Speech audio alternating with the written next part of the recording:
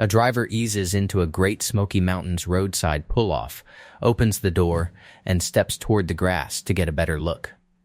That ordinary movement is where this countdown begins. In this park, the risky animals are not ranked by fear or folklore. They are ranked by what close contact can actually do. Venom, disease, stings, collisions, charges, bites, and wildlife behavior serious enough to make officials move people back, issue warnings, or close an area. Some of these animals hide under leaves, some wait in ground nests, some are small enough to ride home unnoticed. Others are dangerous because a visitor, a pet, a camera, or a vehicle crosses a boundary that was never marked by a fence. Before we begin, comment which animal you think deserves number 1. This list is not about making the Smokies sound unsafe. It is about the animals people underestimate inside one of America's most visited national parks. By the time we reach the top, the clue will not be a species hint. It will be the visitor decision that changes what has to happen next. Number 15. Common snapping turtle. A common snapping turtle is usually trying to be left alone. It may appear near slow water, muddy edges, or on a road when it is moving between wet places. The mistake happens when a visitor decides to help by grabbing it like a harmless pond turtle. That is where the danger begins. A snapping turtle has a large head, a long reach, and powerful jaws. On land, where it cannot slip away as easily, it may defend itself with a fast bite. The risk is simple and avoidable. Do not handle it, do not tease it, and do not treat a road crossing like a photo opportunity. Its place at number 15 is earned by one rule. The danger is real, but it usually begins when a person forces the encounter. Number 14. American dog tick. In the grass beside a trail, one of the most dangerous animals in the Smokies can be small enough to miss completely. The American dog tick is not here because it looks frightening.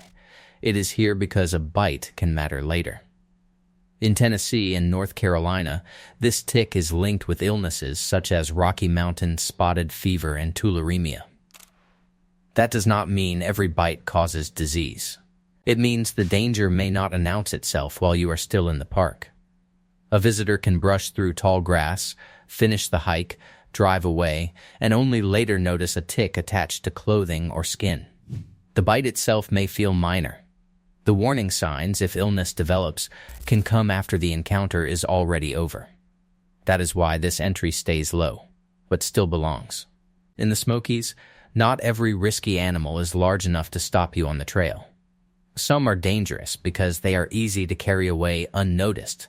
Number 13. Coyote. At the edge of an open valley, a shape crosses the grass with the loose, light step of a dog. That is exactly why some visitors misread it. Coyotes live in the park, near roads, fields, and places where people walk pets. This is not a pack-hunting horror story. The danger is more practical. A coyote that gets food from people, grows bold around pets, or acts sick can become a problem fast. Dogs are especially important here. Pets are allowed only in limited areas, and they must be leashed. A dog can attract or provoke predators, including coyotes. Running can also trigger chase behavior, so this animal stays low, because attacks on people are not the main story. The Smokies' risk is a bad overlap, a wild canid, a pet, food, and a visitor who thinks it is safe because it looks familiar. Number 12. Eastern yellowjacket. The nest is not always hanging from a branch. Sometimes it is in the ground, beside a trail, close enough for a boot to become the first warning. Yellowjackets are common on Smokies trails, and they can defend a nest that visitors never see. Late in summer, they can be especially aggressive if disturbed. For many people, a sting means pain, swelling, and a ruined hike. For someone with a serious allergy, it can become much more dangerous. That is why people who know they are at risk are told to carry medicine for severe allergic reactions. This section changes where the viewer looks. Danger in the Smokies is not only ahead of you or moving through the trees. Sometimes it is under leaves at the side of the path. Number 11. Striped skunk. The skunk's most famous defense is not the main reason it belongs here. Most people think of the smell first. A bad night at a campground, a sprayed dog, or a car ride no one wants to remember. But the serious risk comes from contact with a mammal that should never be handled, followed, or helped by a visitor. Striped skunks live in the park. Like other wild mammals, they can bite if cornered or sick. They are also part of the wider rabies concern in this region. That does not mean every skunk is diseased. It means an animal that acts strangely, seems too easy to approach, or bites or scratches someone has to be treated as a real medical concern. The spray is memorable. The bite is the part that changes the risk. Number 10. Raccoon. A raccoon near a campsite does not always feel like wildlife. Sometimes it feels like a clever thief with paws. That familiarity is the problem. Raccoons are common in the Smokies, and they are very good at finding food around people. A trash bag, an open cooler, or scraps left behind can teach the wrong lesson quickly. Once a wild animal connects people with food, the distance between a cute encounter and a bite can shrink. Raccoons also matter, because they are one of the important rabies risk mammals in the eastern United States. Again, the point is not that every raccoon is sick. The point is that close contact, especially a bite or scratch, is not a small event. This animal earns number 10 because it lives close to the exact places visitors relax. Picnic areas, campgrounds, and roadsides feel controlled. A raccoon does not need to break that feeling loudly. It only needs to get close enough for someone to forget it is wild. Number 9. Lone star tick. A lone star tick does not need a dramatic entrance. It waits in brush and low plants, reaches out, and attaches when something warm passes. This is one of the 2 tick chapters that stays in the final list because its danger is distinct. The lone star tick is known as an aggressive human-biting tick in the broader region.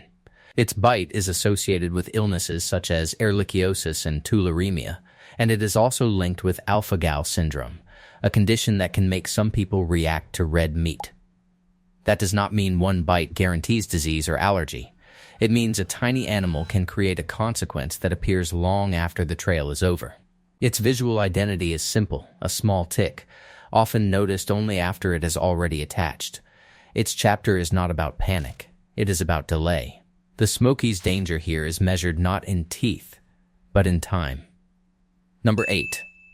Bats.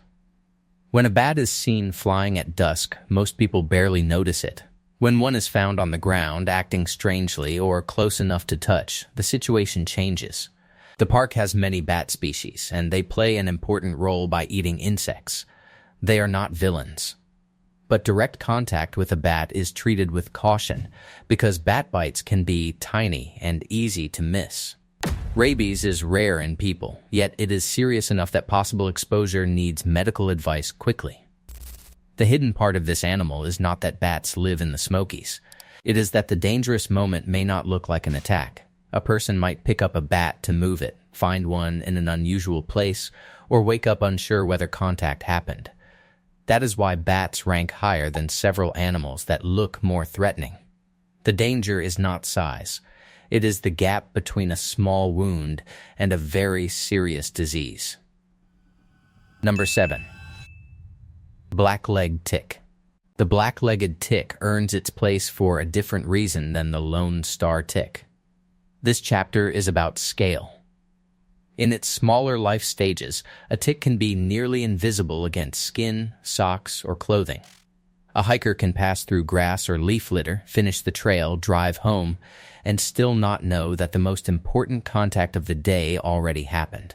Black-legged ticks are associated with diseases such as Lyme disease, anaplasmosis, babesiosis, and Powassan virus in the broader region. In the Smokies, the safer warning is more careful. Ticks are a park safety concern, and visitors should check themselves after time in the backcountry. The reason this ranks above the lone star tick is not that every bite is worse. It is the near invisible nature of the risk. A large animal gives you a moment to step back. A tiny attached tick may give you no moment at all. Number 6. White-tailed deer. White-tailed deer are among the animals visitors expect to see. In Cades Cove or along a quiet road, they can make the whole park feel gentle. That feeling is exactly why deer rank this high. The danger is usually not a deer attacking someone on a trail. It is the way deer overlap with roads, headlights, and human behavior. They move at dawn and dusk. They cross where drivers are looking at scenery. They often travel in groups, so one deer near the road may not be the last. Feeding also changes the equation. When wild animals learn to approach people or vehicles, they become more likely to stand in dangerous places and lose the caution that protects both them and visitors. Deer rank above the small vectors because the encounter is so common and so easy to misread. A familiar animal can still create a serious crash. The danger is not hidden by darkness alone. It is hidden by trust. Number 5. Wild hog. A patch of torn soil in the Smokies can look like weather damage at first, but sometimes the ground has been opened by a wild hog. Wild hogs are not native to the park, and they are actively managed because of the damage they cause. They root through soil, disturb wet areas, damage sensitive habitats, and create problems for wildlife managers. But they are not in the top 5 only because they harm the ecosystem. For this title, the human danger has to matter. Feral swine can carry diseases and parasites that may affect people, pets, livestock, and wildlife. They can also create collision risk, and a large hog can be dangerous if cornered or handled. That still does not make them more directly dangerous than the venomous snakes above them. The evidence for hogs is strongest around management, disease, and defensive potential, not a record of regular visitor attacks.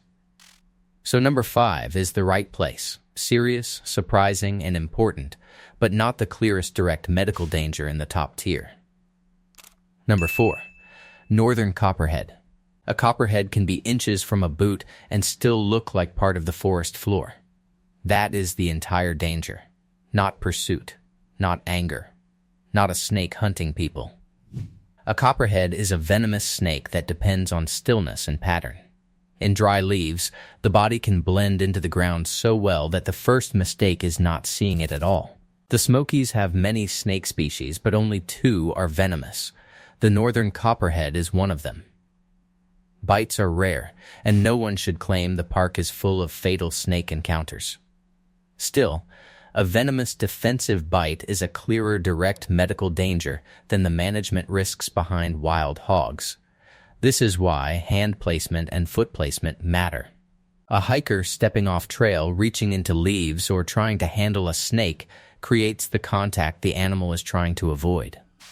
The copperhead ranks below the next snake because its danger is serious, but the next entry carries an even stronger severity profile. Number 3. Timber rattlesnake. The timber rattlesnake changes the feeling of a trail because it carries a warning system people think they understand. A rattle sounds simple. Hear it, stop, back away. But that assumes the person hears it in time, knows where the snake is, and does not move closer for a look. It also assumes the snake gives a warning before the mistake is already too close. Timber rattlesnakes are one of the 2 venomous snakes confirmed in the park. They are generally shy and avoid people. That matters, because they are not villains. The danger comes from surprise, poor placement of hands or feet, or a person deciding to treat a venomous animal like a roadside attraction. This animal moves above wild hog and copperhead because the direct medical risk is stronger. A bite may require urgent care, even though park snakebite fatalities have not been recorded. That balance is important. Rare does not mean harmless. At number 3, the danger is no longer a small vector, a defensive bite, or a road mistake. It is venom, delivered by an animal that usually wants distance, but can punish the moment that distance disappears. Number 2. Elk. In Cataloochee or Oconaluftee, an elk can make the Smokies feel like a success story walking through the grass. That is true. Elk were restored to the park, and their return is one of the great wildlife stories of the region. But restoration does not turn a wild animal into a display animal. During the rut, bull elk can become especially unpredictable. They may charge or challenge anything they read as a threat, including people and vehicles. Cows with calves can also be protective. In some viewing areas, fields may be closed or watched closely because a beautiful wildlife moment can become a crowd management problem. The mistake is easy to understand. Elk are large, visible, and often seen in open areas. That makes them feel safer than an animal hidden in brush. But visibility does not equal safety. A person with a phone can close the distance faster than they realize, and an elk can cover that distance with much more force. Elk rank above the venomous snakes because the conflict is more visible and tied to visitor behavior in known viewing places. They rank below number 1 because their risk is more seasonal and more concentrated. The final animal reaches more parts of the park, more kinds of visitors, and more kinds of mistakes. Number 1. American black bear. The animal at number 1 is the American black bear. And the reason is not simply that it is powerful. It is not only because it is famous in the Smokies. It wins because the park has the clearest official concern around what happens when people make the wrong decision near it. Black bears live across the Great Smoky Mountains. They can appear near trails, roads, campgrounds, picnic areas, and deep backcountry. Visitors may see one from a car and stop too long. A hiker may meet one near a trail. A camper may leave scent or food where it should not be. A person may enter an area that has been closed for safety. Those choices matter because bears are intelligent and adaptable. If they connect people with food or lose their natural caution, the danger changes. A bear that approaches packs, follows people, or acts aggressively is no longer just a distant wildlife sighting. It becomes an emergency that can bring warnings, reports, closures, and direct action from officials. Recent park incidents have included bears taking backpacks, aggressive behavior, a brief chase, and a bite involving a visitor who entered a closed area. The point is not that every bear encounter ends badly. Most do not. The point is that this animal has the strongest combination of severity, visitor overlap, documented conflict, and official response. That is why it outranks elk. Elk can charge, and during the rut they demand real caution. But black bears connect to more visitor settings and more types of mistakes.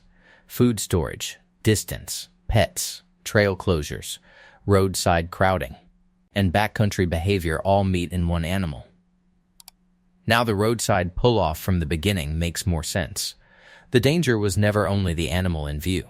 It was the decision made at the edge of the road, at the edge of the trail, or at the edge of a closed area.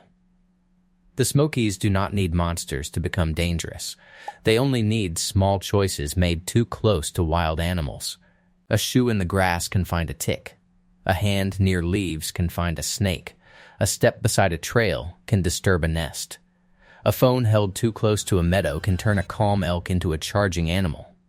And one careless decision near the top animal can turn a routine sighting into an official safety response. That is the final meaning of this countdown. The park is not asking visitors to be afraid of every sound or movement. It is asking them to understand that access is not control. Roads, signs, pull-offs, and trails help people move through the Smokies, but they do not remove the rules of wildlife. By the time the vehicle pulls away from that roadside stop, the forest edge is still there. The grass still moves. The meadow still opens beyond the road. Nothing needs to leap out for the lesson to stay with you. The safest visitor is not the one who sees the most animals. It is the one who knows when to give them space.